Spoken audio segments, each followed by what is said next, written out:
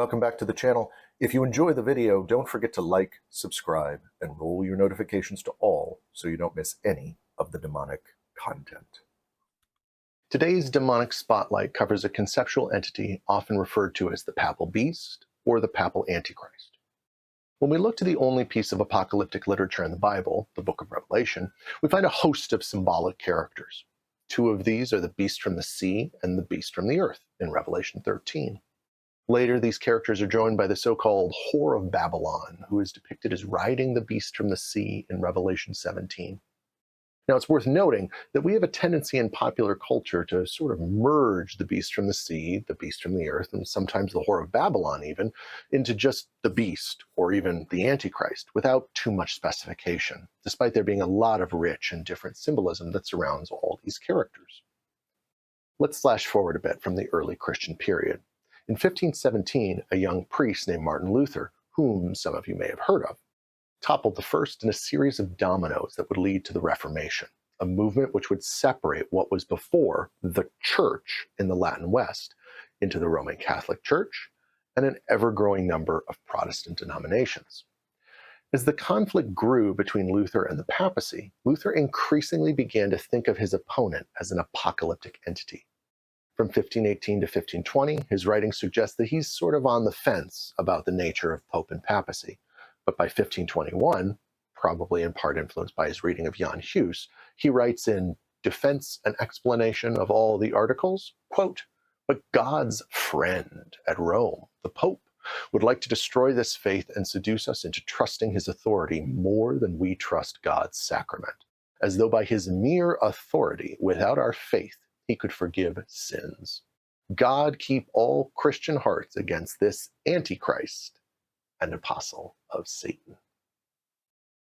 Now, Philip Melanchthon follows Luther when he writes in a treatise on the power and primacy of the Pope that, quote, "The marks of Antichrist plainly agree with the kingdom of the Pope and his adherents," end quote.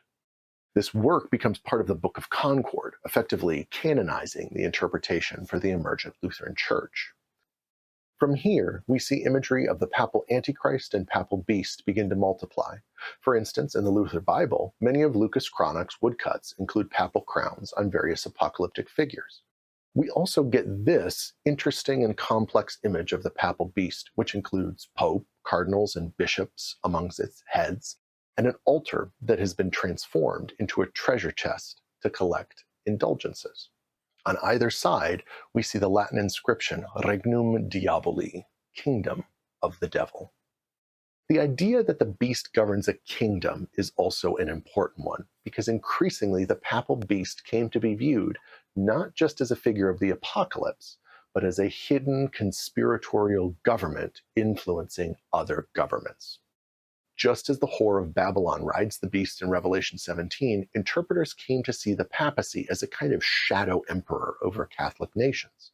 This trope allowed many Protestant Europeans to see the resulting wars of religion that emerged from the Protestant Catholic struggle as being signs of the end of days, which were brought about by the Papal Beast.